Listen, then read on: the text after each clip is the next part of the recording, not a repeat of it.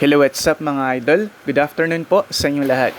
Ipapakita ko po sa inyo ang aming mga tanim na kangkong dito sa garden sa loob ng aming bahay. Okay.